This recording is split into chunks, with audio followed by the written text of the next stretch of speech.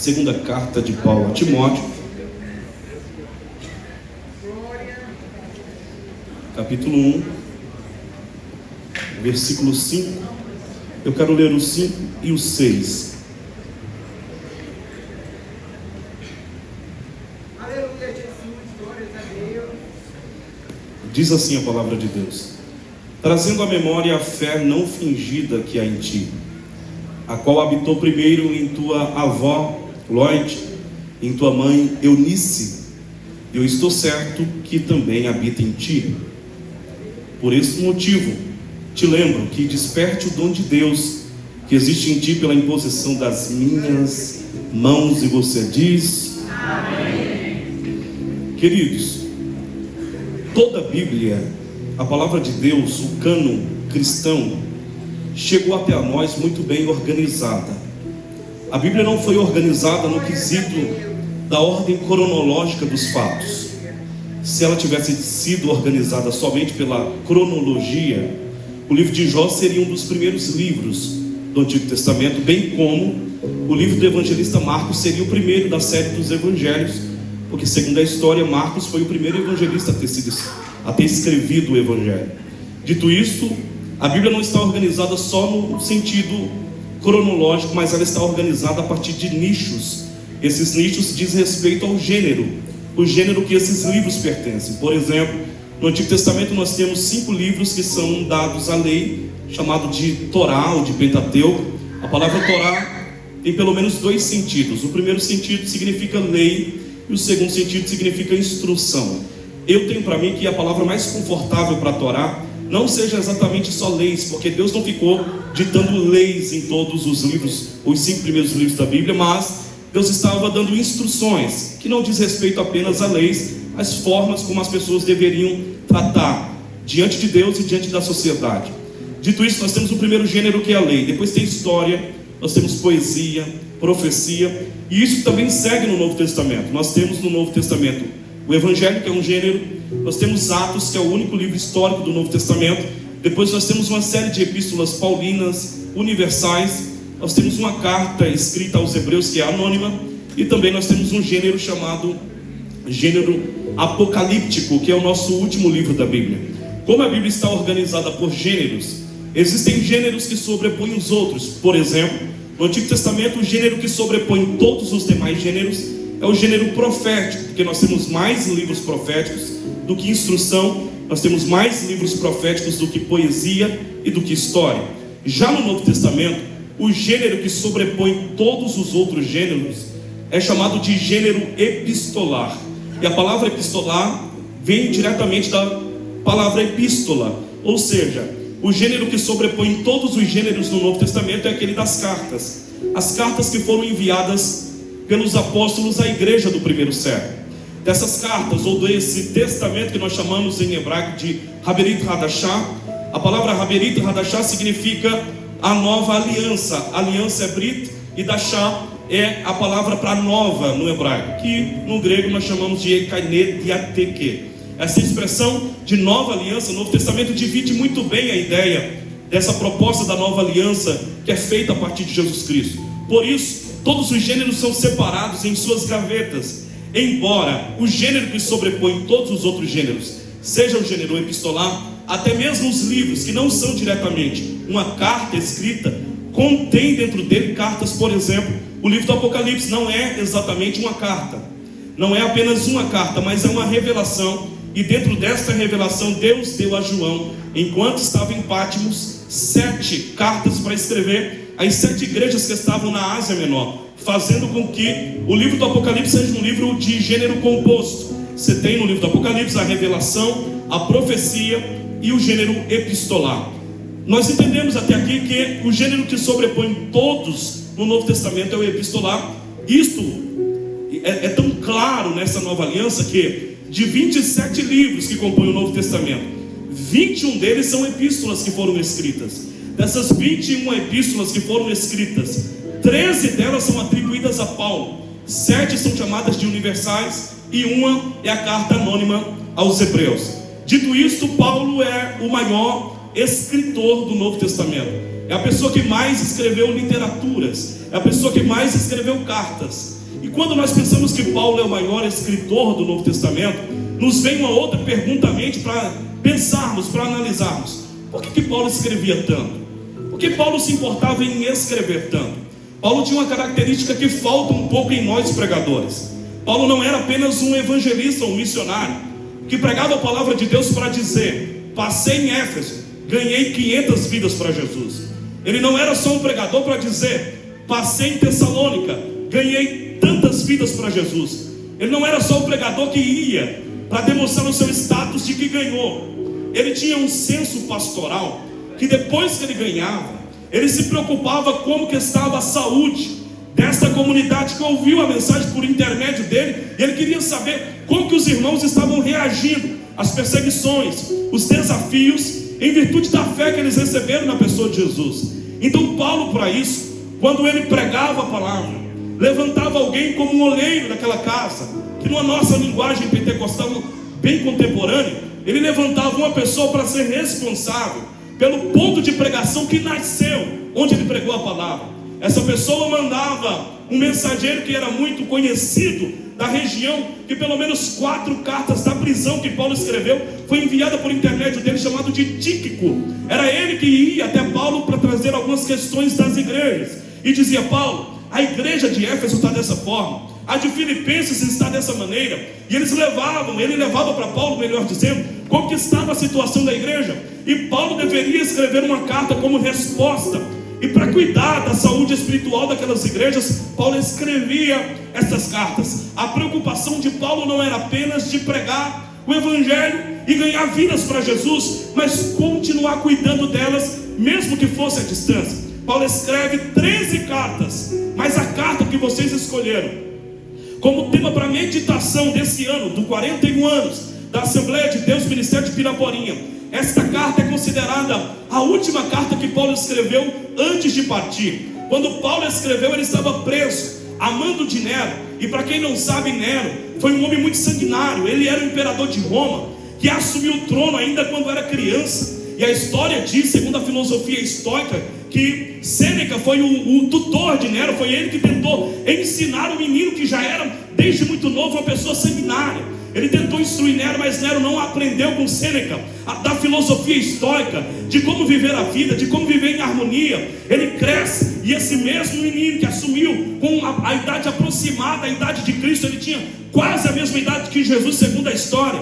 Ele cresce, é ele quem manda matar a sua própria mãe, é ele quem manda matar a sua própria esposa. Matava funcionários por coisas mínimas, fúteis. Ele matava seus funcionários. E até Sêneca, segundo a história diz que Sêneca, que foi aquele que auxiliou Nero desde quando era muito novo, percebendo que ele era uma pessoa muito perigosa, tentou fugir de Nero, mas ele foi alcançado, e Nero fez com que ele tirasse a sua própria vida, para dizer que não foi ele que havia matado a Sêneca. A história continua, e esse mesmo imperador, agora sabendo que Paulo estava quebrando o sistema romano, pregando sobre um Cristo que cura, liberta, batiza e que leva o homem para o céu, ele se preocupa, porque na mensagem de Paulo pregava dizendo: mataram o rei dos judeus, mas ele voltou ao 3º dia, e daqui a pouco ele vai reinar para todo sempre. Isso era uma ameaça para o Império Romano, e Nero pensava: se a gente destruir essa linhagem judaica, nunca o rei dos judeus vai poder assumir o trono. Se nós conseguimos matar na raiz a linhagem de Jessé e de Davi, não há nenhum rei que possa subir no trono. Ele se enganou, porque todos os reis que foram levantados no sul, da linhagem de Davi, da casa de Jessé, todos eles, Satanás veio e conseguiu derrubar. Todos os imperadores lutaram contra eles e conseguiram derrubar. Mas quando cortaram a árvore genealógica da casa de Jessé, dizendo: não há como mais ninguém governar entre nós, João disse: eu, João, o vosso irmão, e também compartilhamos da mesma fé, estava na ilha chamada Patmos, ouvi uma voz que clamava por detrás de mim. Eu me virei para ver quem era. O cabelo dele era mais branco e alvo do que a neve. Ele estava vestido de branco, na coxa dele escrito: Rei dos Reis e Senhor dos Senhores. Ele está vivo e ele reina. E eu vim anunciar para a igreja: não se preocupa com os poderes políticos, nem da esquerda e nem da direita. A igreja não é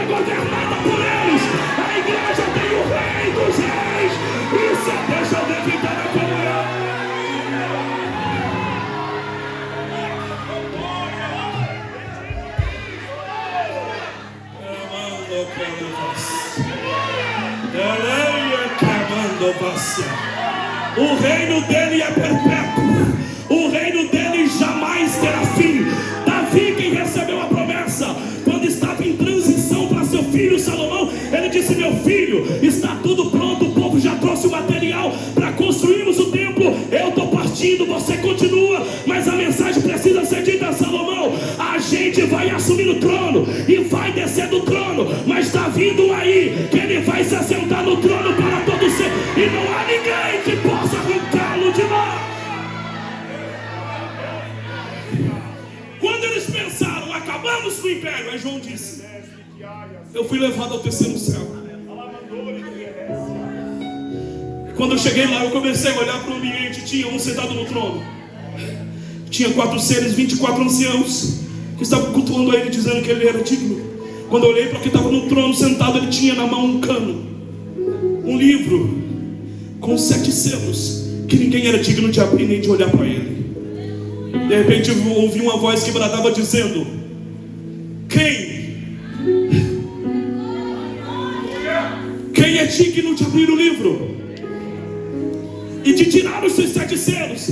A mensagem veio de imediato: não foi achado ninguém, nem no céu, nem na terra, nem debaixo da terra, digno de abrir o livro e de olhar para ele. João disse: eu comecei a chorar, mas eu chorava muito por não haver ninguém. De repente ouvi uma voz, e uma mão que tocava no meu ombro dizia: João, está chorando por quê? Dá uma olhadinha para lá, João. Eis aí, está no texto, eis aí o leão da tribo de Judá. Da tribo da onde? Da tribo de Judá. Mas a raiz de Jessé não foi cortada, ele diz, mas voltou da raiz de Jessé, da tribo de Davi. Quem é esse que volta da raiz cortada? Aquele que Isaías escreveu no capítulo 53, dizendo: quem deu crédito à nossa pregação e a quem se manifestou o braço do Senhor, pois ele foi subindo como renovo.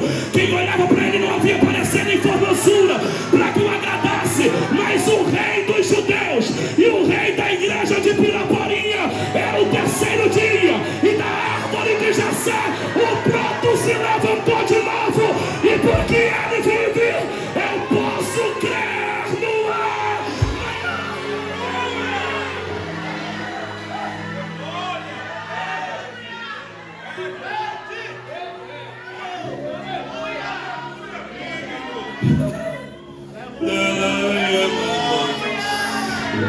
Eu sinto ele aqui, eu sinto a presença dele. O imperador percebeu que a pregação de Paulo era uma ameaça. O que Nero fez? No ano 64, ele mesmo incendiou a cidade de Roma e disse: tem um crente aí chamado Paulo, que tem dupla cidadania. Ele é Saulo e ele é Paulo, e ele tem pregado juízo, dizendo que Deus vai mandar pessoas para o fogo, para o lago de fogo. Nero espalhou uma notícia dizendo: quem incendiou a cidade de Roma foi ele. Ele mesmo incendiou a cidade, mas botou a culpa em Paulo para tentar parar Paulo. Paulo sabia que estava chegando a hora dele partir. Nero diz: acabamos com ele. Mas ele começa a escrever dizendo: Timóteo, não acabou não, até a minha morte é uma oferta, porque chegou o tempo da minha partida, e eu estou sendo oferecido como sacrifício de libação. Nós temos 2 tipos de oferta: oblação e libação, sólido e líquido. Paulo disse: eu sei de que morte eu vou morrer. Segundo a pesquisa, Paulo morreu decapitado. Então quando morre decapitado é derramamento de sangue. Ele estava dizendo: o meu sangue derramado é uma oferta no altar dele. Eu sei que está chegando o momento da minha partida, mas antes que eu vá, eu preciso deixar um legado.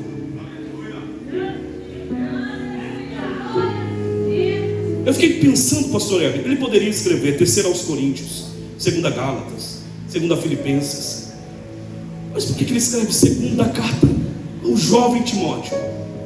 Por que Timóteo é o alvo de Paulo? Por que não outra pessoa, não outra igreja? Mas ele pensa logo em Timóteo.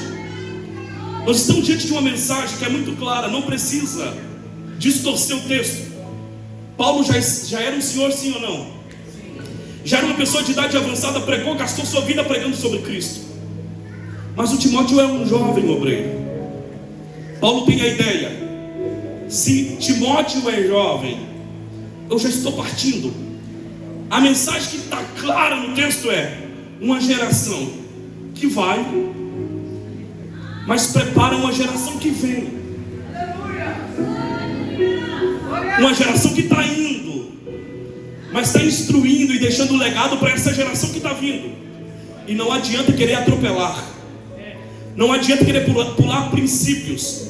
O que esses homens de Deus, idôneos na fé, construíram. Não dá para você chegar agora a ser um crente, pregador modinha, desrespeitando porque você tem algumas curtidas nas tuas redes sociais, pensando que você é melhor do que o teu pastor, que te instruiu quando você não sabia nem abrir a Bíblia direito. Ele acreditou em você, te deu as primeiras oportunidades.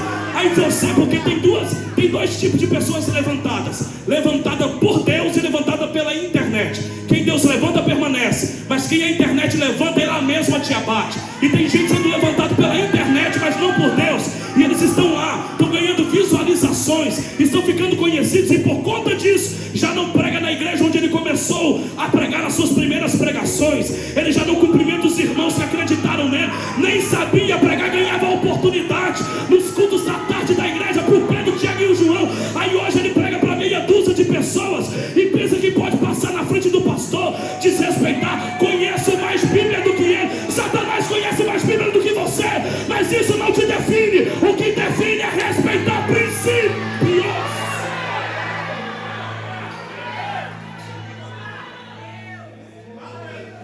A geração que vai escreve para a geração que está vindo. E qual é a preocupação de Paulo? Dizem que as últimas palavras de um homem são as mais importantes.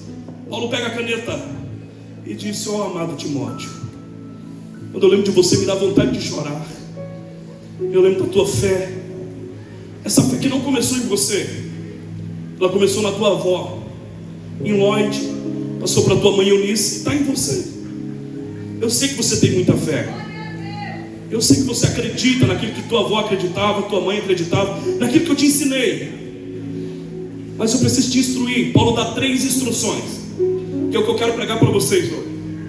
Os 3 conselhos, ou aquilo que foi deixado como herança, como legado, da geração que foi, para essa geração que está vindo. É a voz de Paulo que ecoa até hoje, dizendo: se vocês fizerem isso, vocês vão ser uma geração bem sucedida. Primeiro pedido de Paulo a Timóteo: eu sei que habita uma fé em você e essa fé não é fingida, mas eu tenho um pedido para te fazer. Desperta o dom de Deus que há em ti por imposição das minhas mãos. Que dom é esse? Que dom é esse que Paulo está dizendo? Desperta ele. O dom está muito claro no texto, nos versículos que nós lemos. Paulo disse: a fé que habitou na tua avó, habitou na tua mãe, habita em ti. Mas ela habita em ti porque eu preguei para você, impus as mãos e você recebeu dons. E quando você recebe dons, você precisa saber que o dom da fé, ele pode ser flexionado. Se você exercer sua fé, ele cresce. Mas se você não exercer, ela murcha, ela esmurece. Timóteo estava sabendo que Paulo estava preso. Ele sabia. A maior referência para ele depois de sua avó Lloyd, de sua mãe Eunice, é Paulo. Paulo é exemplo de missionário, de pregador do evangelho, de alguém que tem bagagem para pregar a palavra. Mas ele está vendo sua maior referência na prisão. E isso é para desanimar a fé do Timóteo. Só que Paulo escreve: não deixa a tua fé diminuir. Eu te faço um pedido agora, Timóteo. Ele usa a expressão grega, anasopazo. E a expressão anasopazo significa abanar alguma coisa, uma brasa que está quase apagando. Ele disse: eu sei que as perseguições às vezes mexem com a nossa fé, mas Deus usa esses meios para que a tua fé seja despertada. Eu vou pregar para a tua alma.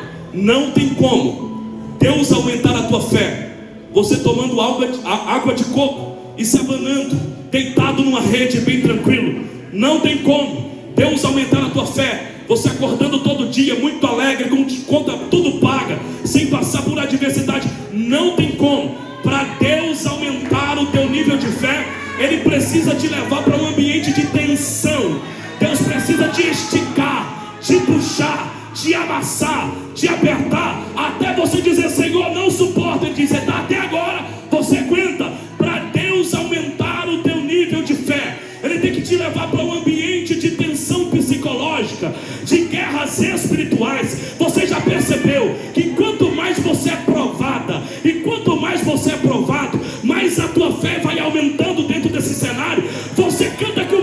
entusiasmo quando está sendo provado.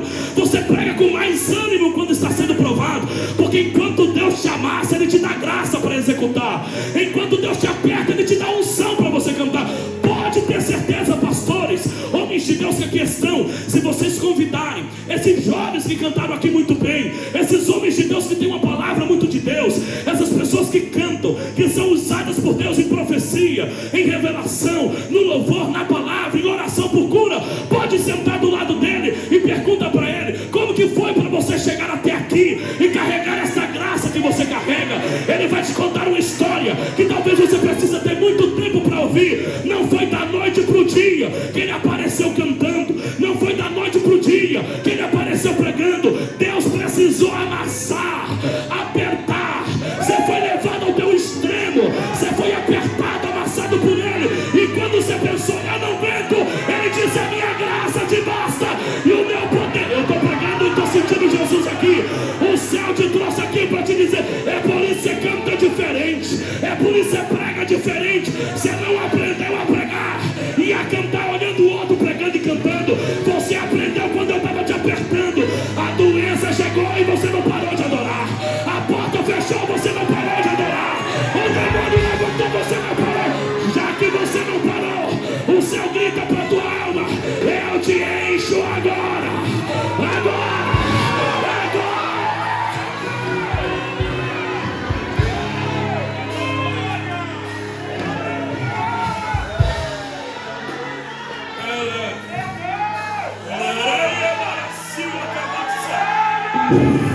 Eu estou sentindo Jesus aqui. Se você pode ser usado por Deus, diga para alguém perto de você: está doendo, mas você está tendo uma graça diferente. Está machucando, mas você está com uma unção nova. Deus primeiro te aperta, depois Ele te enche. É por isso que o diabo te odeia. Era para ter parado, mas não parou. Era para ter desistido, não desistiu. A graça de Deus te alcançou e disse: eu te encho.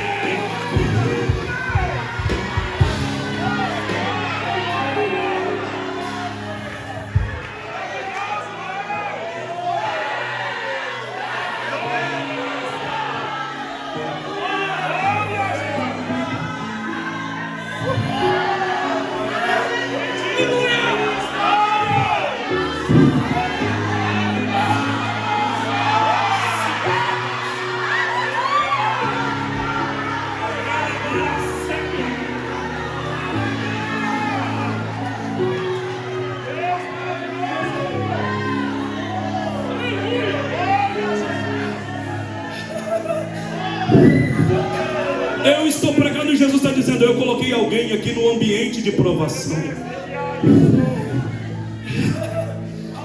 Eu te estiquei para um lado, te puxei para o outro, mas você é resiliente.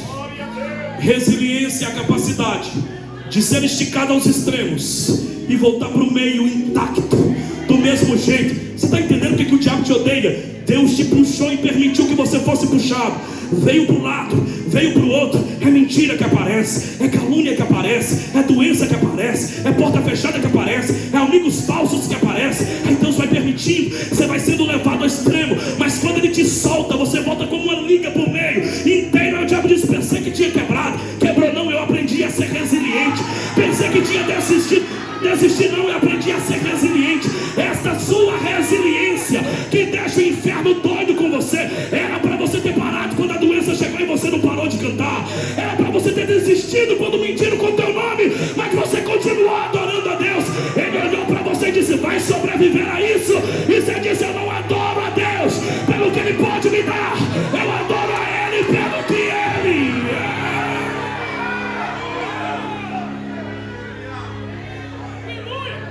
Para Deus aumentar a tua fé, para Deus despertar, fazer crescer, Ele tem que te levar para um ambiente de desconforto. Como que é isso?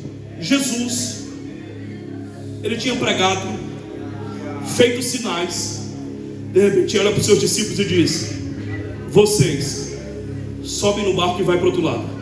Está escrito assim, ó: e obrigou-lhes a entrarem no barco e irem para o outro lado. Fez o quê? Obrigou-lhes.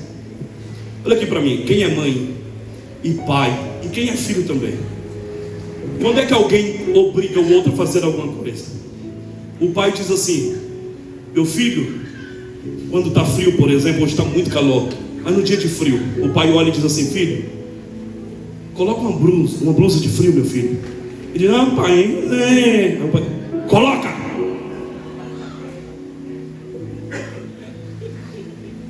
Quando é que obriga? Quando pede primeiro. Ninguém chegou obrigando, porque obrigar é fazer alguma coisa contra a sua própria vontade. Jesus olhou para os discípulos e ele está obrigando, porque antes ele disse assim: meus companheiros, eu vou ficar aqui no monte orando um pouco, mas vocês vão no barco, sobe e vai para o outro lado, daqui a pouco eu estou indo para encontrar vocês, tá? Aí de repente alguém diz: Senhor, não é por nada não, dá uma olhada para a esquerda e para a direita, tem mais barco aqui para atravessar o Senhor depois, tarde da noite. O único que está disponível agora, só tem um que está pronto para te levar para o outro lado. Se o Senhor perder a oportunidade agora, eu não sei como tu vai chegar. Jesus disse: eu perguntei alguma coisa? Sobe no barco, vai. Eu imagino o Pedro dizendo: eu não entendo ele às vezes. Eu vou para o único barco que está disponível é o nosso. Se nós vamos na frente dele, como que ele vai chegar depois?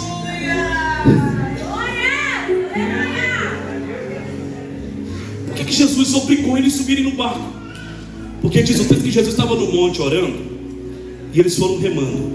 Então no meio do lago, passou a primeira vigília, a segunda vigília da noite, da terceira para a quarta, eles estão lá remando.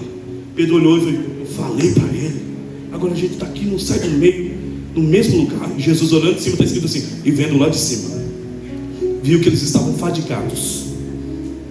Eles estão vindo de um evento que Jesus tinha curado, Jesus tinha multiplicado pães e peixes, Jesus tinha feito maravilhas.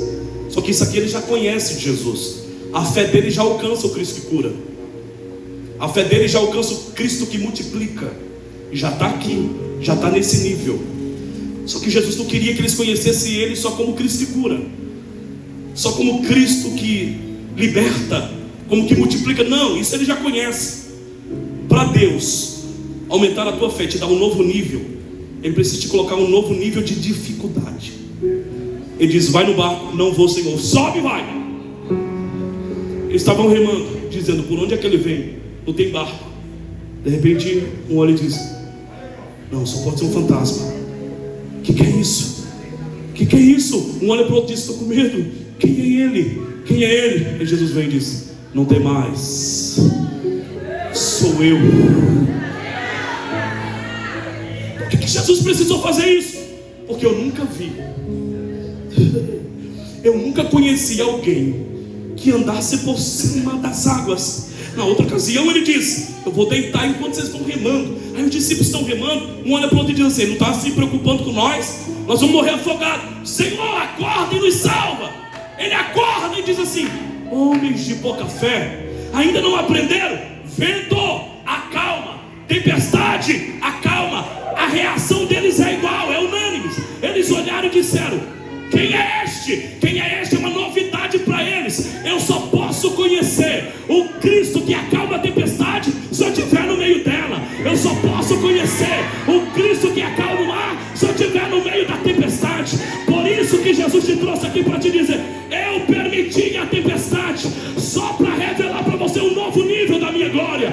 Quanto mais eu te levo para um ambiente de provação, mais o nível de conhecimento você tem de mim. Olha, Osvaldo, da onde é que você tirou isso? Está muito claro em João capítulo 11. As irmãs de Lázaro usaram o artifício para dizer: Jesus, tu és amigo dele, você é amigo de nosso irmão e ele está doente. Vem enquanto há tempo. Elas conheciam apenas o Jesus da cura, elas sabiam apenas que Jesus podia curar, resolver enquanto era enfermidade. Jesus mandou a mensagem: fala para elas que agora eu não vou, mas depois eu vou lá para acordar o meu amigo Lázaro. O tempo passa e aquilo que era enfermidade passou para a morte. Quando elas olharam, disseram: era para ele ter vindo. Oh Jesus, o Senhor não veio enquanto era tempo, o Senhor demorou demais, tardou demais para chegar. Aí vem Jesus e diz: onde vocês puseram o corpo? Ela diz: já cheira mal. Ele diz: eu não estou perguntando estado. Quando eu chego, não importa se já está destruído, se já cheira mal. Eu não estou perguntando o estado. Eu quero saber aonde você escondeu, onde você colocou o corpo. Porque quando eu subir o nível de fé. Até hoje vocês conheciam o Cristo que cura, até hoje vocês conheciam o Cristo que libertava, mas é a primeira vez, pessoalmente, que vocês vão ver a minha voz ecoando na sepultura e o morto tendo que voltar. Eu estou sentindo Jesus aqui, eu estou sentindo Jesus para pregar para a alma de alguém. Alguém entrou nesse culto e na visão médica já não há jeito para você. Alguém da tua família recebeu o diagnóstico, mas o céu te trouxe aqui para te dizer: quanto mais grave for, maior será a revelação.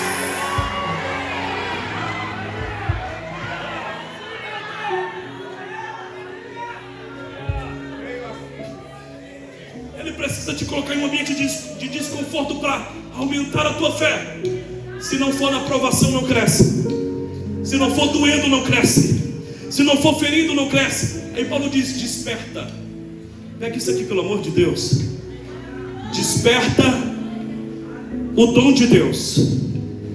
A palavra dom, do grego, pode ser carisma, mas segundo Sam Storms, quando ele define dons, em 1 Coríntios capítulo 12, ele usa 4 termos no grego. Primeiro termo, o dom é pneumático. A palavra pneuma vem de espírito, porque o dom é espiritual. Os dons de Deus são coisas espirituais. Por isso que tem gente que não entende os mistérios de Deus e diz: por que está pulando tanto? Por que corre? Por que bate palma? Por que fala em línguas? Por que anda na rua falando sozinho? É porque o homem natural não entende as coisas do Espírito, mas o homem espiritual decide espiritualmente. Agora escuta, o dom ele é espiritual. Segundo, carismático. A palavra carisma vem da mesma expressão de dádiva, porque ele é espiritual, mas ele é um presente que Deus te dá. Eu tenho o dom da palavra, mas não foi você que buscou por isso, Deus que te deu. É presente, é dádiva. Então o dom ele é espiritual, mas ele é carismático. Terceiro, ele é diaconal. Deus não te dá dons para você ser superior. Deus te dá dons, que a palavra diaconal do grego significa dom para servir. Diácono, diaconato, diaconal significa que o teu dom, o teu talento é para servir a igreja. Então quem tem um dom não é o maior, é aquele que serve. Depois, a expressão utilizada por Paulo é energema. E energema do grego significa energia, porque o dom, que é um presente de Deus, que é usado na igreja, é um dom comunitário, é para você usar na igreja, e ele é espiritual, também precisa de energema. Agora o que é energema? Energia. Porque se você tem um dom, mas não tem energia, é como você ter um arco, mas não tem a flecha, não funciona para nada. Energia significa poder concedido para usar o dom recebido. Então no carisma Deus te dá um dom, mas ele só funciona bem se você botar energia. E energia, me perdoe dizer, você não encontra nos livros. Energia você não encontra nos cursos online de teologia. Energia você encontra às 7 horas da manhã, estou orando por você, tem alguém orando por você. Energia você só encontra enquanto estiver orando. Tem senhoras e senhores que estão aqui, mulheres com muito respeito às mulheres de Deus e os homens de Deus, talvez não fizeram, pastor Heber, um curso de teologia e não entrem em assuntos polêmicos da teologia, mas quando ora, Jesus levanta paralítico, Jesus arranca enfermidade, porque o dom dela está banhado na energia. E energia não se recebe estudando, energia se recebe orando. Então quem ora recebe poder, quem ora tem energia. Não tem como, me perdoe meus amigos, pessoas que têm medo de expulsar demônio é que não tem energia, se esconde, foge. Mas quem tem poder de Deus vai para cima e faz a obra. Quem tem poder de Deus ora, quem tem energia prega, quem tem energia canta. A igreja está cansada de ouvir talentos, a igreja está cansada de ouvir gente que tem muito dom, ele fala bem, ele prega bem, mas não tem energia nenhuma. O outro canta bem, alcança as notas mais agudas, mas não tem energia nenhuma. O demônio se assenta e ouve ele pregando, o demônio se assenta e ouve ele cantando, mas quem tem energia, o demônio não suporta. Quem tem energia, o demônio não fica na frente. E permita pregar para a nossa geração. Eu não vim profetizar que Deus vai levantar mais um pregador talentoso ou mais um cantor talentoso. Eu vim pregar que Jesus vai levantar hoje à noite em Piraporinha alguém com energia, energia para pregar, energia para cantar. Quanto mais energia você tem,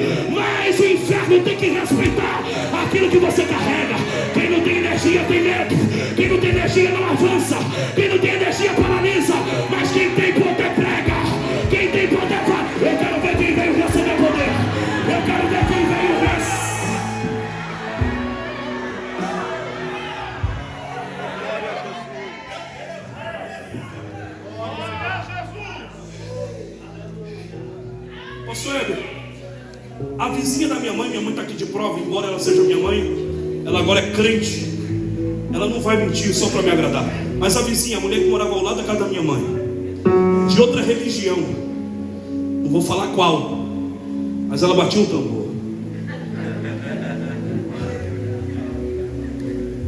O marido dela passa mal, com dor de cabeça muito forte. Aí foi ao médico, chegou lá no hospital, os médicos disseram: tem nada aí. Ele diz: é impossível, a dor que eu estou sentindo não tem nada, não faça de novo os exames, não tem nada. Ele diz: não é normal a dor que eu estou sentindo. Voltou para casa o casal. Aí ela morava de frente para a casa da minha outra irmã, a Valdilene. Ela gritou e disse assim: o seu irmão que é crente tem coragem de vir orar aqui? É que meu esposo está passando mal, ele tem coragem de vir? Minha irmã nem me perguntou, ela disse: ele vai. Eu disse com a voz bem, sabe, impetuosa, eu disse: eu vou. Eu disse: eu vou, você falou que eu vou. Só que, pastor Heber, eu ainda estava no Belém, mas não era reconhecido como presbítero na época. Já era presbítero de outro ministério, mas ainda não tinha sido levado ao Belém. E eu liguei para um pastor que morava perto de mim e disse assim: pastor, em respeito à tua autoridade, o senhor me acompanha para a gente orar pela família? Ele disse: meu amigo, esse tipo de oração a gente tem que preparar. Aí eu falei: pastor, o senhor não acha que a gente tinha que estar preparado? Ele disse: você tem razão, mas faz o seguinte, eu não vou, mas eu vou te abençoar e você vai lá. Aí eu subi a comunidade que está ali, o Rogério, a gente cresceu praticamente junto, ele sabe. Eu estou subindo as escadinhas da frente da casa da minha mãe. Chamei na casa dessa mulher, chamei ela, e quando ela saiu, ela olhou para trás de mim: você veio só? Eu disse: não, a gente não anda sozinho. Ela disse: então sobe e vira à esquerda que ele está sentado lá. Quando eu cheguei, o rapaz era branco assim, e ele estava com as duas mãos na cabeça, ele estava vermelho, e ele se espremia de dor. Eu perguntei para ele: você permite colocar as mãos? Ele não falou com palavras, mas ele balançou a cabeça que sim. Não dá glória ainda, tá? Quando eu botei a mão na cabeça dele, falei: em nome de Jesus, todo mal agora sai. Ele veio com ânimo, o rosto dele mudou o semblante. Falei: pronto, ganhei 2 vidas para Jesus. Aí ele olhou e disse assim: meu bem, para a mulher dele, claro, meu bem, tem que explicar tudo, não, senão vira meme. Aí ele disse para ela: meu bem, a dor de cabeça sumiu, eu estou curado. Nesse momento eu falei: eita, como é quinta-feira, vão querer ir lá no culto à noite na minha igreja. Aí passou a quinta-feira, eles não foram. Sexta-feira, eu estou contando para vocês agora o testemunho que ela contou, a esposa dele contou. Na sexta-feira eles foram para o terreiro, para fazer a reunião da sexta-feira forte. Eu nunca fui de lá, mas quem foi pode saber se é verdade ou não. Segundo ela, a mulher que recebe os guias lá e marca o chão onde eles devem descer, eles veem que nem um foguete. Se não tiver uma marcação, eles batem com tudo. Não tem direção. Tem força, mas não tem direção. Aí precisa marcar o X, é a mira dele. Aí ó, já foi de lá? Aí está liberto em nome de Jesus. Mas marca o X no chão. E aí eles descem. Essa mulher contou que a mulher que recebeu estava com a espada na mão, e ela vem marcando o X. E ela vem na direção da porta. Quando ela para, o casal estava entrando, esse casal que eu orei. Quando eles estavam entrando, ela parou a espada e ela pergunta para ele: de onde você veio?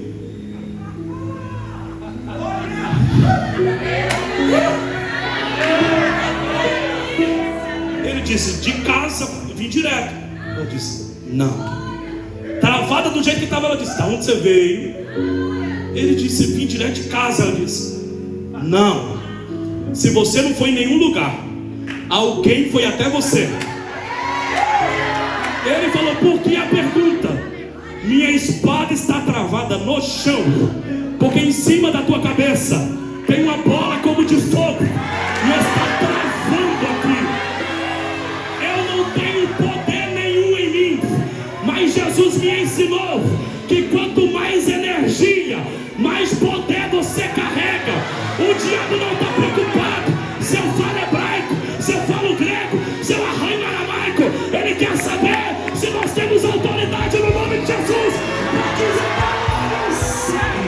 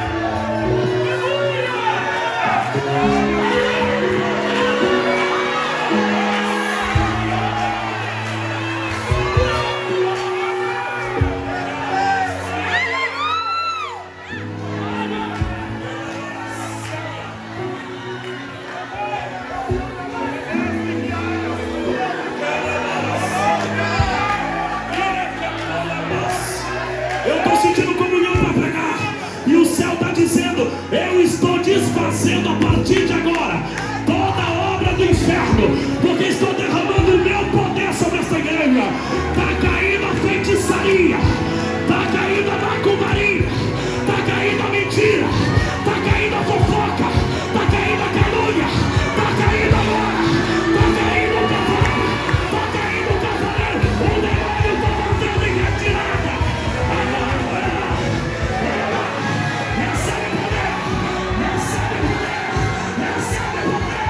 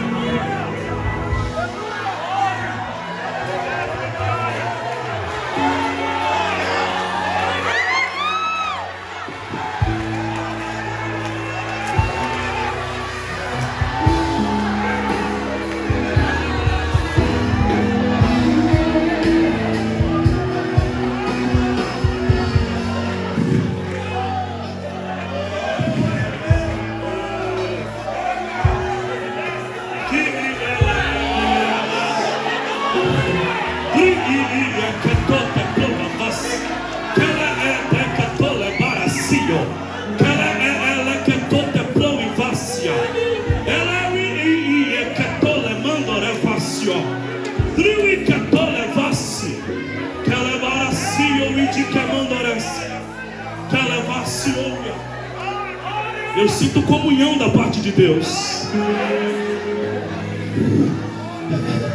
Primeiro pedido de Paulo, Timóteo.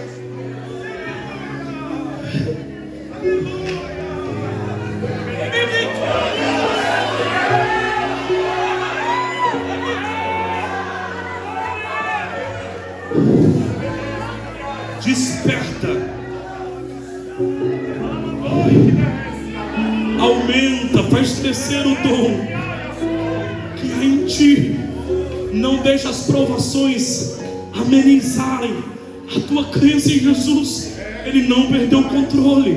Não deixa a tua fé se esfriar nele, mesmo quando você orar e nem sempre ele te responder, mesmo quando você pedir para ele e ele não fazer no teu tempo. Não deixa, Timóteo, a tua fé esmorecer. Eu não esmoreci, as minhas prisões são a causa da minha glorificação. Eu me glorio pelas minhas dores, eu me glorio pelas minhas lutas, e por causa disso eu faço o segundo pedido, Timóteo, da minha geração que está indo embora para esta geração que está vindo. Sofre, pois, comigo como um bom soldado de Cristo, porque aquele que milita, Timóteo, só pode ser compensado e recompensado se ele militar legitimamente. Paulo estava deixando claro pelo menos duas coisas nesse pedido. Primeiro, sofre pois comigo. Estão pregando por aí um evangelho que todo dia você tem que sorrir, todo dia você tem que cantar. Estão passando uma falsa impressão para o cristão que servir a Deus é todo dia, acordar com predisposição para adorar, é toda hora você cantando, é toda hora você... Não, tem dias que você cansa, tem dias que você desanima, e é normal você cansar, é normal você se fadigar. O que não é normal é você parar. Você não pode parar. Cansar, todo mundo cansa, mas parar não. Mas estão pregando por aí um evangelho de facilidades, um evangelho de mamão com açúcar, como diz um ditado bem chulo. Eles estão pregando por aí, colocando mel na boca dos cristãos e dizendo: evangelho é isso, evangelho é viver em prosperidade, é um viver o melhor da terra, pensando em Jesus Cristo só para esta vida. E Paulo diz: aquele que espera Jesus só para esta vida é o mais miserável de todos os homens. Estão pregando: se Jesus permitiu você ver, tocar e sentir, é seu. Isso é a mesma conversa da serpente no Éden. Se você olhar para o fruto e Deus permitiu você ver, tocar, é só participar. A mesma pregação está sendo pregada, só está mudando a roupagem dos nossos pregadores. Mas eu vim trazer uma verdade do evangelho. Evangelho tem dia que você chora, tem dia que você não conta para tua esposa, para não deixar ela batida. Os homens de Deus que estão aqui tem que travar a guerra sozinho, não pode levar a carga para casa. Dá vontade de parar, olha para um lado, para o outro, procure um amigo para dividir o peso, mas não tem confiança nos que vem. Aí você vai levando o fardo sozinho, vai chorando calado. Evangelho é dores. Tem dia que você chora, tem dia que você implora para Deus passar de você o espinho na carne, e a resposta dele é a mesma: a minha graça te basta e o meu poder se aperfeiçoa aperfeiçoa na fraqueza. Evangelho, tem dia que a gente está na reserva, mas eu gosto da Bíblia, que quando a gente chega na reserva, como diz o pastor Heber, o Espírito Santo vem para te abastecer. E eu vim pregar hoje à noite. Talvez chegou aqui na reserva, mas o céu manda pregar para a tua alma: eu te encho a água.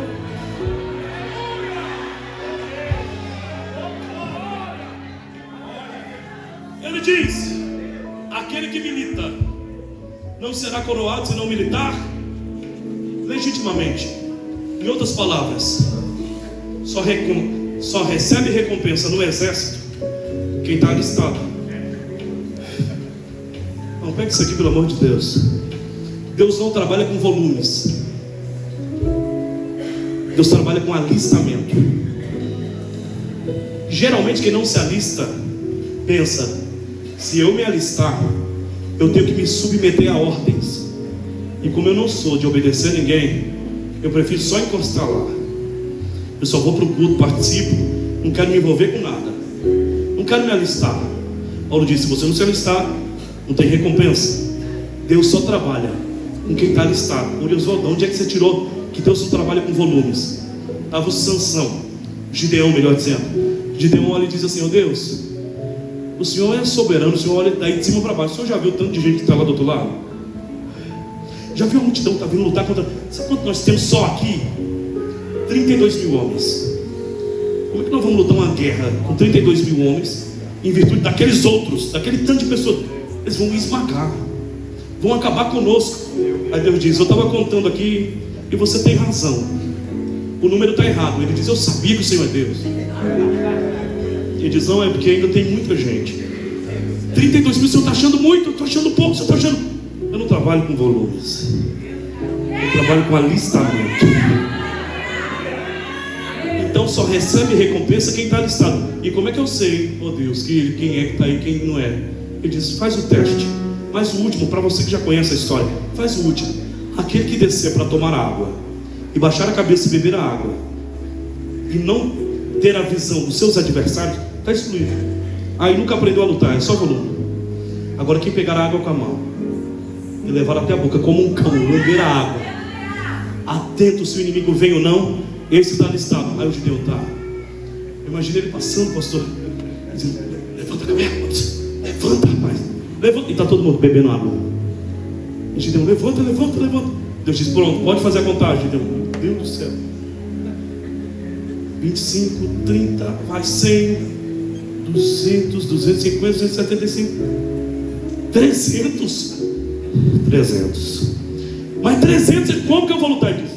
Você não aprendeu ainda. Quem está alistado não luta.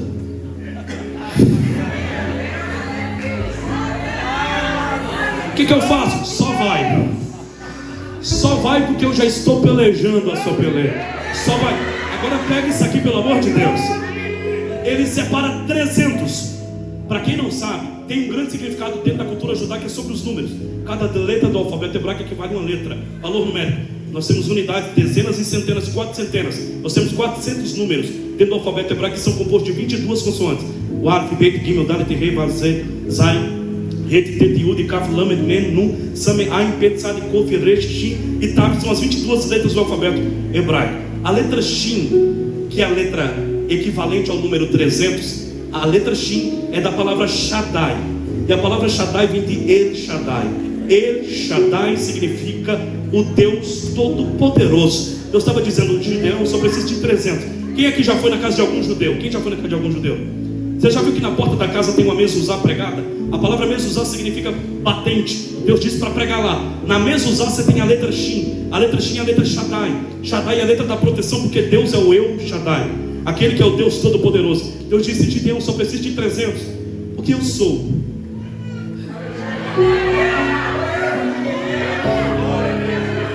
Eu sou o Todo-Poderoso. Só tem um porém: o Todo-Poderoso não gasta munição. O Todo-Poderoso sabe guerrear. Sabe o que você faz? Pega os 300 que eu trabalho com alistados, dá para cada um deles uma tocha, diga tocha, uma buzina e um cântaro. Segundo a tradição antiga, só anda com tocha, buzina e cântaro quem é capitão. quem é da frente de grupo, quem é da frente de exército. Deus visitou os inimigos e perturbou eles no sonho. Sonharam um grande pão, sonharam que vinha pegando fogo na direção deles, eles acordaram. Quando acordaram, Deus disse: quando eu der a ordem, quebra o cântaro, levanta a tocha e toca a buzina. Isso é comando de batalha. Você não pegar isso aqui? Isso é comando de guerra. Só anda com essas armas quem é da frente da batalha, porque quem está indo para a batalha não vai com a tocha. Quem está indo para a batalha não vai com cântaro. Quem está indo para a batalha não vai com a buzina. Quem está indo para a batalha vai com arco, vai com flecha, vai com espada. Mas tem 300 sem espada, sem lança, sem escudo, apenas com a tocha, um cântaro e uma buzina. Era a estratégia de Deus. Deus disse: no contar vocês quebram. Quebraram os cântaros, tocaram as buzinas e vieram segurando a tocha na mão. Quando os inimigos acordaram, eu imagino a preocupação deles, dizendo: meu Deus, se só de capitão tem 300, imagina o tamanho do exército que está vindo por detrás deles. É melhor já largar as armas e se entregar. Era Deus dizendo: eu trabalho com quem está alistado, e quem está alistado não pega na espada, quem está alistado não pega no escudo. Eu vou adiante de vós, eu quebro os carros do... Deixa eu ver quem está comigo nessa palavra.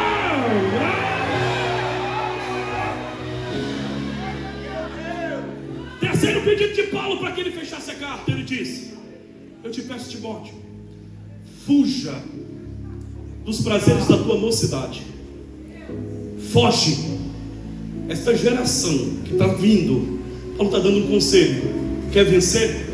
Decide. Não tem como você abraçar duas coisas ao mesmo tempo. José, quando estava no ambiente da aprovação, no quarto fechado, ele tinha duas opções. Qual? Ou ele agarrava os sonhos que Deus deu e se apartava da mulher que tentou deitar com ele, ou ele abraça essa mulher e abre mão dos sonhos. Não dá para conciliar os desejos da tua carne com o chamado de Deus. Ou você prega, ou você namora 3 e 4. Ou você canta, ou você só tem um esposo. Não dá para assumir o ministério e querer viver tua vida até o bel prazer. Tem que decidir. Aí Paulo disse: Timóteo, foge. Porque tem gente que cai porque pensa que é todo dia que Deus manda você ir lutar. Tem lutas que Ele manda você avançar, tem outras que Ele manda você fugir. Tem gente que é bom para avançar, mas não sabe se proteger. O mesmo Sansão, que com uma queixada matou mais de 1000, arrancou os portões de Gaza, derrubou muitos e muitos e muitos, mas não soube fugir de uma mulher. O mesmo Davi que derrubou Golias, não conseguiu derrubar o gigante dentro dele, e ele cai com Betseba. Então tem batalhas que Deus não quer que você enfrente, Deus não quer que você resista, Deus quer que você fuja. A nossa geração não pode abraçar tudo e pensar que é todo. Não, eu oro, eu não saio do monte, irmão, minha roupa cheira a azeite. É você que o diabo mira. Paulo diz: eu peço a você, Timóteo, que se for possível, foge. Foge dos desejos da tua mocidade, foge dos prazeres, foge, porque essa geração precisa ser marcada pela santidade. Já tem muita gente profanando, já tem muita gente brincando com o sagrado. O que Deus está procurando para esse tempo é alguém que consiga fugir. Fugir não é vergonha, fugir é honra. Fugir não é vergonha, fugir é obediência. Deus disse: Timóteo, Paulo disse: Timóteo, foge. E de repente ele fecha a carta, e eu quero fechar aqui também. Quando ele fecha a carta, já tinha feito os pedidos, ele faz o último pedido a esta geração. Paulo já estava com a data marcada por causa do Império Romano. Ele já sabia que iria morrer, por isso ele disse a Timóteo: combati o bom combate, acabei a carreira, guardei a fé. Só me resta agora receber do Senhor Deus, o justo juiz, a coroa que me é dada, não só a mim, mas para todo aquele que ama a vida do Senhor. Neste capítulo, no último capítulo da carta, Paulo diz assim: Timóteo, vem me visitar, mas vem depressa. E quando você vier, passa lá em Troade, na casa de Carpo, e traga para mim, por gentileza, a capa, os livros e os pergaminhos. Vem depressa, Timóteo. Ele entrega a carta e a história diz, escuta isso, a história diz que no tempo que Paulo escreveu a carta, como não era hoje que tem os correios, o Sedex, que é mais rápido, você manda um e-mail imediato, você está conectando com alguém de outro país, não era desse jeito. Escrevia a carta, demorava tempo para chegar até o destinatário. Paulo escreveu em vida.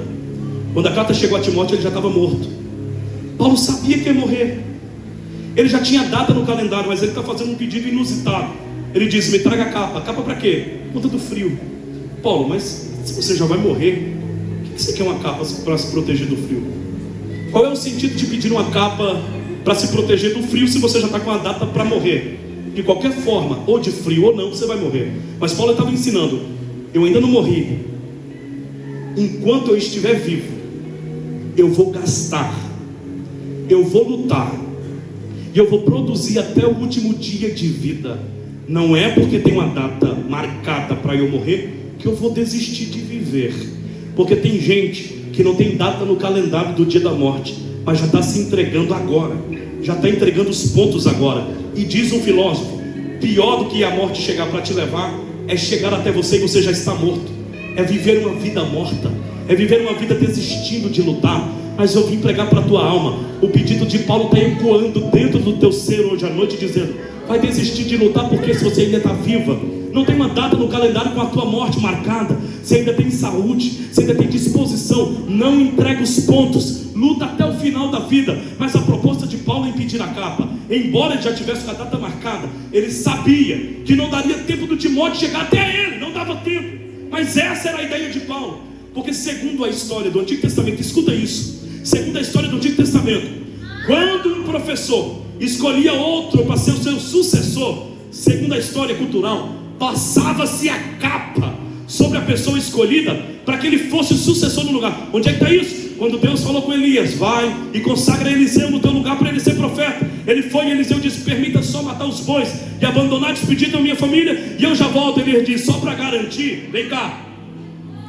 Passou a capa sobre ele e disse: está selado. Porque quando passa a capa, transfere para ele a responsabilidade de ser sucessor. Paulo passa em Troade, na casa de Carpo, mas Carpo não pode ser sucessor de Paulo, porque não aprendeu aquilo que Timóteo aprendeu. Aí ele diz: passa lá na casa dele, pega a capa, pega o pergaminho, pega os pergaminhos e pega os livros e traga até a mim. Paulo recebe a carta, corre na casa, em Troade, na casa de Carpo, pega a capa, pega os pergaminhos, e de repente a mensagem chega para ele: não adianta mais, Timóteo, a capa vai ficar com você, os livros com você e o pergaminho com você. O que é isso? Legado. Só dá para resistir esta geração se você continuar fazendo o que a geração passada fez diante de Deus e deu certo. Não dá para mudar para adaptar o público presente, não dá para mudar para querer abraçar todo mundo. Nós não podemos trazer o mundo para dentro da igreja para as pessoas do mundo se sentirem à vontade. Evangelho não é conforto. Quem quiser vir após mim, tome a sua cruz, negue-se a si mesmo. Quem quer vir após mim, não é nós que temos que entrar nos moldes da igreja. Se nós formos fazer o desejo do povo, vamos ter que levantar bezerros de novo. Mas eu vim pregar que o layout da igreja foi determinado pelo Senhor e nós não podemos mudar. Quem está vindo do mundo tem que ter uma realidade. A igreja tem a cara de Cristo, a igreja se parece com Cristo, e a igreja de Cristo só vai sobreviver neste contexto atual se ela tiver pergaminho na mão, se ela tiver os rolos da palavra na mão. Cantar é bom, mas cantar é a declaração do nosso coração para Deus. Mas a palavra é a declaração de Deus para a noiva. A igreja só vence com pergaminho. Olha, eu estou sentindo Jesus aqui. Ele diz: traz, Timóteo. O Timóteo pega a capa. Diz: por que eu sabia que a partir do que eu tenho que ficar com a capa? Alguém diz: quem segura a capa? Deus tremendo. Ela mandou que desce.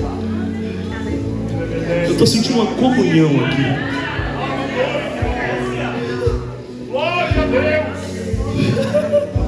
Deve te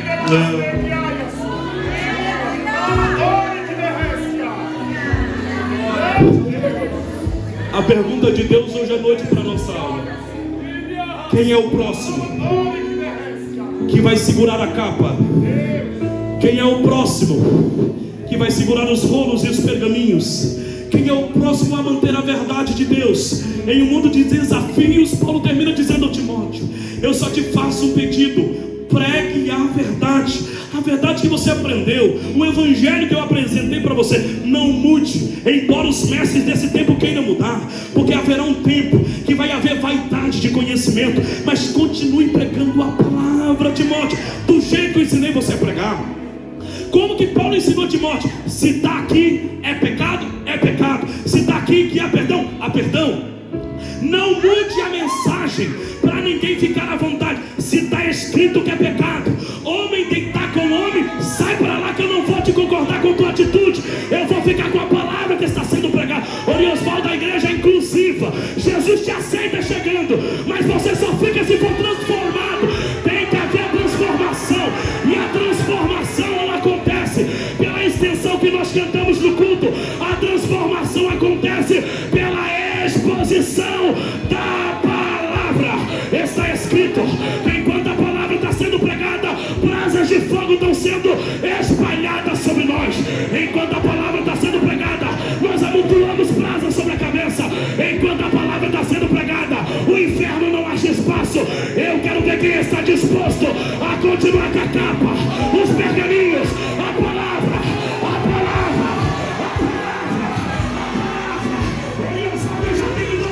Então coloque energia, meu filho, coloque energia, banha o teu dom na graça de Deus. Já dizia Spurgeon, mais vale o sermão pegando fogo, porque se o teu sermão não tiver fogo, coloca o teu sermão no fogo. Tem que ter fogo, tem que ter graça, tem que ter fogo, tem que ter graça.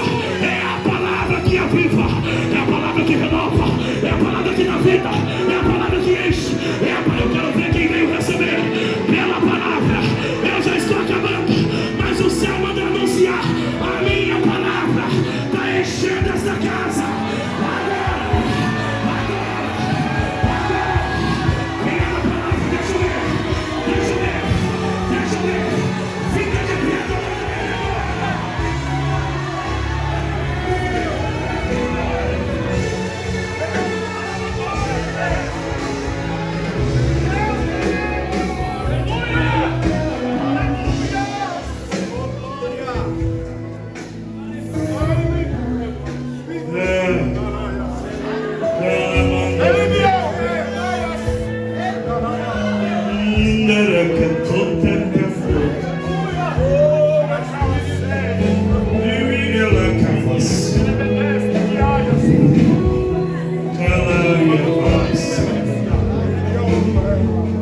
Eu estou sentindo uma graça aqui.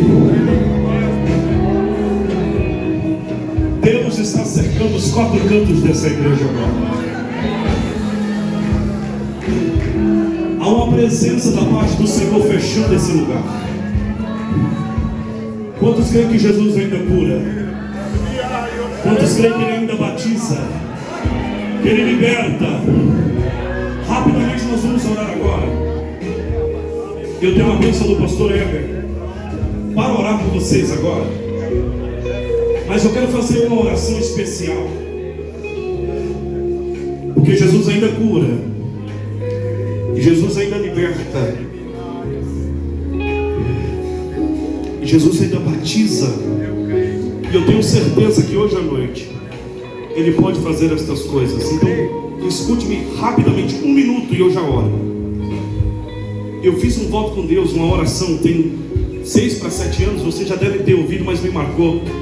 Eu estava em culto pregando no setor 8 aqui do nosso ministério no Belém, para uma DEB, e trouxeram uma senhora cega dos 2 olhos, os olhos dela eram totalmente brancos. E na hora eu estava orando por curas e libertação, o pessoal começou a vomitar trabalhos. Na frente do altar começaram a vomitar e manifestar, né?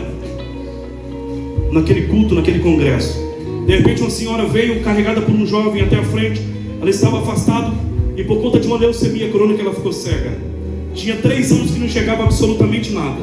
Na oração eu orei por ela. Ela voltou para o assento, mas no lugar que eu estava eu orei e disse: Senhor, para o Senhor não existe diferença daquelas pessoas que testemunharam que foram curadas. Para essa senhora que é cega dos 2 olhos, mas para mim existe uma diferença gritante. Mas eu te peço, Senhor, cura essa senhora como o Senhor curou os demais. Ela levanta sozinha, vem do lado do altar, pede o microfone ao pastor Lelis, que estava dirigindo nesse dia, e disse: eu preciso falar. Eu era cega, não enxergava nada. Mas na oração meus olhos destamparam. E eu estou vendo. Eu estou contando isso porque isso aumenta a tua fé. Que Jesus ainda continua curando, Ele não parou. Ele liberta, Ele batiza, Ele faz. Então eu quero fazer um combinado muito rápido aqui. Eu queria os irmãos bem atentos, os obreiros da casa. Eu sei que vocês são homens e mulheres de Deus. Não é a primeira vez que eu prego aqui, eu conheço. Principalmente o Alexandre. O Alexandre tem um dom aí que ele derruba de longe. Mas eu quero fazer uma oração aqui, com muito respeito ao Alexandre que exerce esse dom, esse ministério. Eu quero orar. Jesus não é obrigado a fazer nada do que eu peça. Ele não é obrigado. E eu não cultuo a Ele pelos sinais que Ele pode dar, não. Mas eu quero pedir para Ele. Eu sei que Ele pode. A minha oração não é se Ele pode, é se Ele quer. Se Ele quiser, como disse